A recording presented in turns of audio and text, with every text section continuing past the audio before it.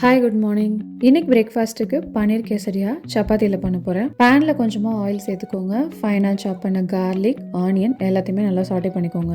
ஸ்பைசஸ்க்கு chilli powder, cumin powder, salt, garam masala சேர்த்துக்கிறேன். லைட்டாக வதக்கிட்டு கொஞ்சமாக தண்ணி ஆட் பண்ணிக்கோங்க. மசாலாவோட ராஸ்மெல்லாம் போனோடனே பன்னீரை கிரம்பிள் பண்ணி ஆட் பண்ணிக்கிறேன். மசாலாவோட பன்னீர் நல்லா மிக்ஸ் ஆனதும் ஃபைனலாக கொத்தமல்லி, லெமன் ஜூஸ் ஆட் பண்ணி ஸ்டவ் ஆஃப் பண்ணிவிடுங்க. ஒரு அவக்காடோ எடுத்திருக்கேன். அதில் கொஞ்சமாக lemon juice, salt, chilli flakes add பண்ணி ஸ்மாஷ் பண்ணிக்கிறேன். சப்பாத்தி நல்லா தின்னாக தேய்ச்சி போட்டு எடுத்துக்கோங்க.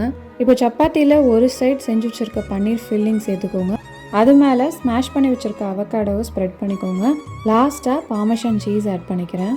இதை அப்படியே ஃபோல்ட் பண்ணி தோசை தவாவில் கொஞ்சமாக ஆயில் ஊற்றிட்டு அப்படியே ரெண்டு பக்கமும் திருப்பி போட்டு எடுத்துக்கோங்க. சப்பாத்தியை நல்லா இந்த மாதிரி ப்ரெஸ் பண்ணிக்கோங்க. ரெண்டு சைடும் லைட்டாக கிறிஸ்பி ஆகும்.